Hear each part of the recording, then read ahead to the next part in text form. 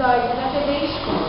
E hoje vamos falar sobre um assunto que está abrangendo o mundo inteiro, a Rio+20, que é a Conferência sobre Desenvolvimento Sustentável das Nações Unidas, que foi realizada de 13 a 22 de junho de 2012 na cidade do Rio de Janeiro, com o objetivo de renovar e realizar o compromisso político e econômico com o desenvolvimento sustentável. Agora iremos ver algumas entrevistas e analisar o conhecimento público sobre este movimento mundial tão importante.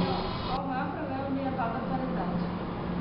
O maior problema na atualidade é a poluição, porque a população não está consciente de que o lixo tem que ser reciclado para que diminua essa poluição ambiental.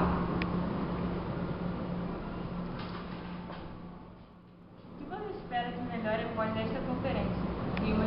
Bom, na verdade, eu acredito que não existam leis que irão melhorar isso. O que deveria acontecer seria um trabalho de conscientização, começando nas casas, nas escolas, para que todas as pessoas soubessem da necessidade da preservação, do cuidado com o lixo, do cuidado com o meio ambiente.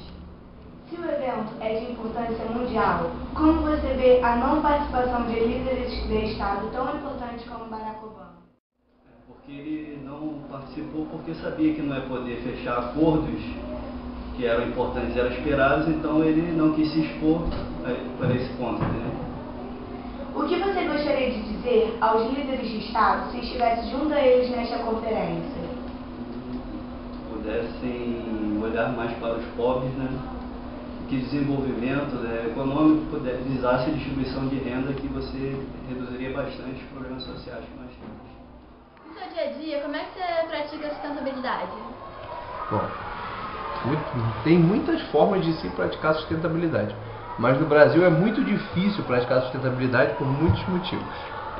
Primeiro motivo, a coleta seletiva, que é a forma mais fundamental da gente entender sustentabilidade, essa coisa de reciclar. Já estudaram sobre os 3 R's? Reciclar, reduzir e reutilizar? Então, os 3 R's são o princípio básico da reciclagem e da sustentabilidade. Então, no intuito de reciclar, a ideia que alguns países, que a maioria dos países desenvolvidos tem, e algumas cidades aqui no Brasil também tem, é a gente dividir o lixo. Dividir o lixo para poder reciclar.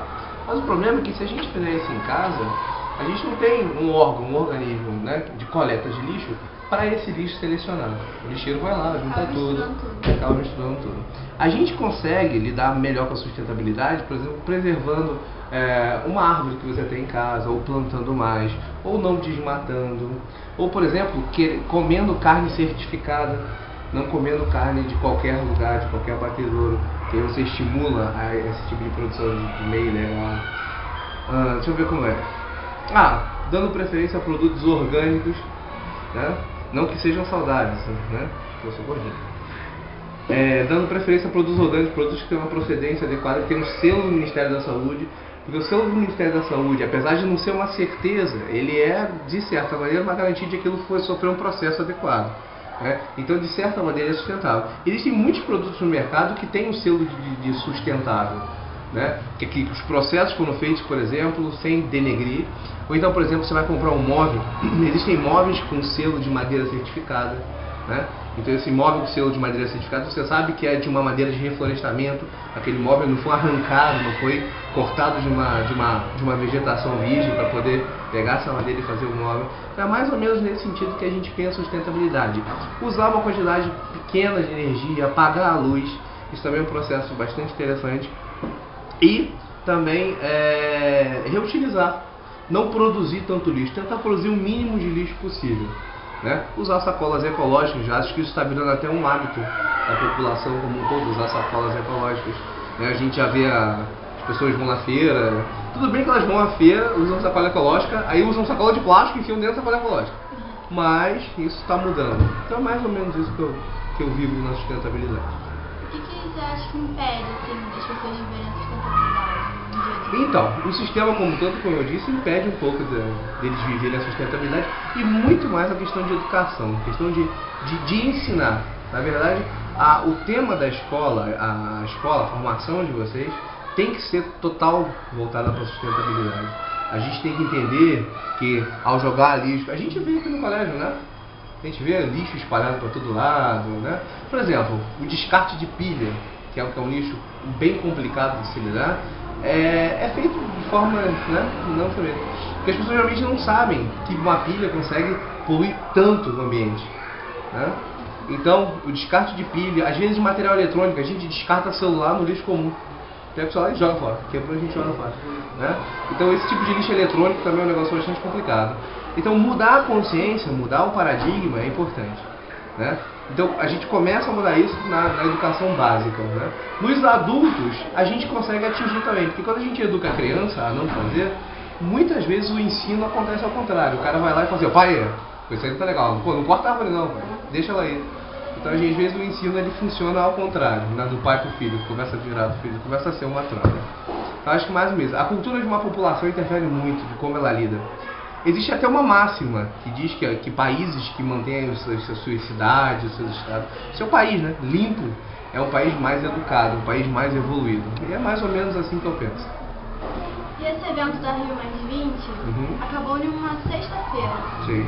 O que você acha do relatório final ter ficado pronto quase uma semana antes de poder fazer? Então, o relatório da Rio Mais 20, na verdade, ele não é escrito pelas pessoas a quem ele é submetido, né? Ele é escrito por ambientalistas, né? ONGs, entidades não vinculadas ao governo, grupos étnicos, todas essas pessoas, ecologistas, né? Como ecologistas, Greenpeace, essas organizações, eles preparam o relatório, tá? E esse relatório tem que ser preparado com muita delicadeza, porque ele tem que convencer, mas ele precisa ser útil. É por isso que durante a semana a gente ouviu que ele foi muito criticado em relação a não ter um impacto grande, né? Porque assim, tiveram alguns fatores nesse documento que não ficaram muito bem claros. Por exemplo, quem vai pagar a conta de um desenvolvimento sustentável, né? Então não ficou bem claro quem ia arcar com os custos desse desenvolvimento, né? Tiveram outros pontos que também não ficaram bastante claros. Então como esse documento fica pronto, né, ele vai depois os chefes de Estado, os presidentes, vão ler esse documento e concordam ou não com os termos, assinam ou não com os termos. Mas a ideia básica é que esse documento ele é feito antes, justamente para ser subjugado depois aos presidentes. Por dois motivos. Primeiro, se você colocasse os presidentes para questionar os aspectos e os pontos desse documento, acho que a Rio Mais 20 precisaria de uns 3 meses. Porque eles não iam chegar num acordo comum, por exemplo. Existem países que não concordam porque eles poluem exatamente naquele aspecto. Então eles não vão concordar com aquele termo porque a maioria das indústrias dele é em cima daquele aspecto. Então é meio complicado. E a diminuição de lucro deles. Sim, lucro, né? Lucro entre aspas. Porque assim, o presidente ele está, na verdade, em cima de uma série de empresários, outros políticos, né? E muita gente que tem interesse em torno daquilo ali, no comércio exterior. Então, trabalhar com sustentabilidade é um negócio muito... Porque sustentabilidade ainda é muito caro. Você pode, por exemplo, comprar uma resma de papel reciclado e uma resma de papel em branco, né? Seria um papel, né, virgem. A resma de papel reciclado é mais caro, o que não faz muito sentido, né? A gente comprar um material que é reutilizado e ser mais caro. É porque tem pouco no mercado, então tendo pouco no mercado realmente fica mais caro. Ok? Bom, para mim a Rio Mais 20 é um encontro de lideranças mundiais visando ter uma qualidade de vida melhor, como que vai fazer para como é que eu vou dizer, para proteger toda a parte de ecossistema. Então para mim Rio Mais 20 é isso, tentar fazer com que a gente possa ter um mundo melhor no futuro. Você acha que esse evento deveria realmente acontecer? Não. Por quê? Porque eu acho que quem realmente deveria se envolver e se doar mais para que isso pudesse se tornar realidade, não se envolve, são os países ricos, eles não estão muito afim de pagar para que isso pudesse acontecer. Então, para mim, não tem fundamento, nem tem função nenhuma a Rio Mais 20. Eu acho que é um encontro que acaba não se tornando realidade o que se tenta resolver aqui, né? Eles acabam, quem devia estar aqui para abraçar a ideia, não vem. Então, eu acho que é um evento que faz sentido. Sobre o Rio Mais 20, por que ele é chamado assim? Bom, porque 20 anos atrás, ocorreu um evento chamado Eco 92, em que vários países, desde países desenvolvidos como países subdesenvolvidos, se reuniram com o intuito de realizar uma conferência em que estariam presentes vários representantes governamentais, cujas quais a pretensão seria no caso seria eles discutirem sobre a sustentabilidade dos países envolvidos, né? E o Rio+20 é justamente isso. 20 anos após a Eco 92, justamente 20 anos após, eles revisariam tudo aquilo que foi discutido há 20 anos atrás, né? Questões pertinentes à sustentabilidade, né? Envolvendo o meio ambiente, entre outros assuntos. Respondi a pergunta? E teve muitas conferências sobre o clima, né? Do derretimento das geleiras, assim, que não tiveram soluções práticas. Você acha que a Rio+20 vai ter soluções práticas depois de todo esse tempo? Olha, eu não acompanhei assim para valer os últimos noticiários a respeito do Rio+20 com relação à finalização dessa conferência, mas o que eu pude perceber é que eles não entraram num consenso, digamos, mais precisamente para questões práticas, ou seja, eles estão muito ainda na teoria, a prática que é bom eles ainda não conseguiram chegar a essa finalização, que seria o mais importante, né? Para poder, enfim, o nosso país, tanto os desenvolvidos quanto os subdesenvolvidos, nenhum ser prejudicado em contrapartida ao outro, né? Então, eu acho que vai deixar a desejar, sim. E a senhora, o que você acha do Rio+20? Segundo a previsão original da ONU, ia ser a maior conferência já realizada pela Organização das Nações Unidas. Mas o resultado final dela, pelo que eu tenho lido, não foi dos mais satisfatórios. No sentido de que quem realmente causa o grande desequilíbrio, né, no meio ambiente são os países mais desenvolvidos, porque eles precisam tomar atitudes que garantam, assim, indústria, comércio, eles querem conforto, porque os países que têm dinheiro para pagar, eles compram e destruíram já o ambiente deles e agora estão avançando nos outros.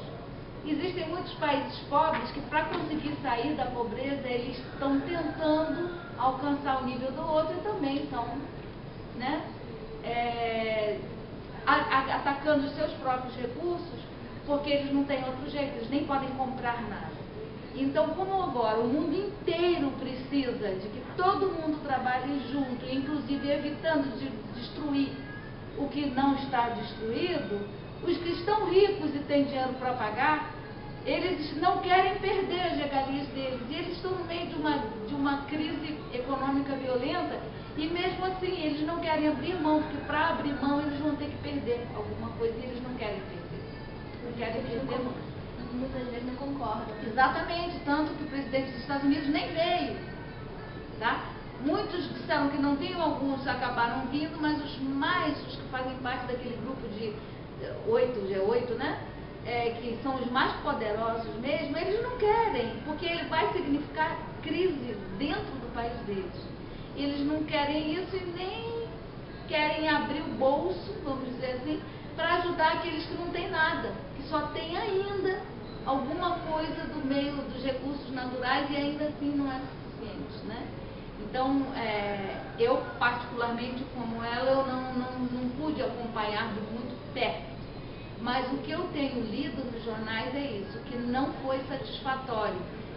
E, na verdade, um economista que está acompanhando disse o seguinte, que hoje, na Rio 92, que justifica o nome Rio mais 20, porque é 92 mais 20, né? Foram feitos vários acordos internacionais que foram muito bons, mas não conseguiram, como ela falou, ser colocados em prática. Eles tiveram a proposta correta, mas não conseguiram executar aquilo, fazer aquilo. E agora eles estão com medo, porque a situação mundial, a situação econômica não permite, eles não querem abrir mão das coisas, eles estão com medo de se comprometer e não ter como, eles não estão tendo jeito de bancar a eles mesmos, quanto mais bancar aos outros, né? Então eles estão tentando, na verdade, fazer propósitos. Eles deram um nome que eu agora não me recordo, mas eles estão assim firmando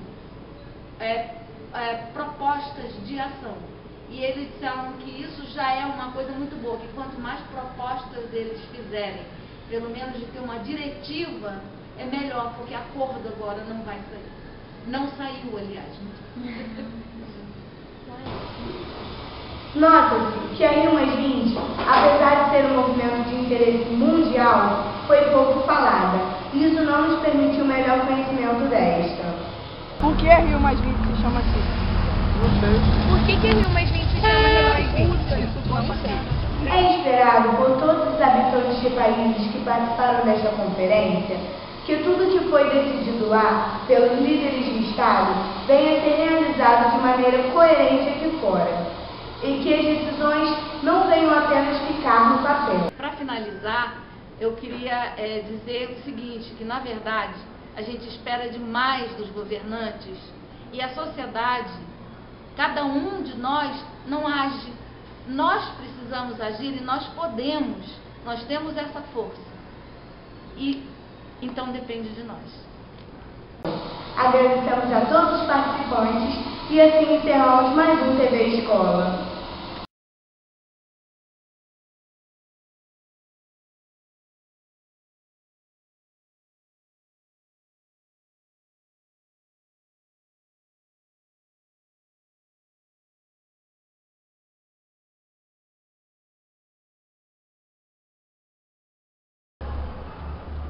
Bom dia! Estamos começando mais um episódio da TV Escola. E hoje vamos falar sobre um assunto que está abrangendo o mundo inteiro, a Rio+20, que é a Conferência sobre Desenvolvimento Sustentável das Nações Unidas, que foi realizada de 13 a 22 de junho de 2012, na cidade do Rio de Janeiro, com o objetivo de resolver. Ela não é bonita, não? Anda, Igor. Vai. Vai lá, amigo. Ai, caraca, vai. Por que a Rio+20 se chama assim? Não sei. Não sabe? Ah, tô com vergonha, cara. Thiago, né? Ah, tá. Ela não sabe o nome do entrevistado dela. Tá de sacanagem. Calma aí. Tchau. Tô tchau. Não é saturado de falar Thiago, não, ué. Fala, pergunta. Como é que chama? De falar Thiago mesmo.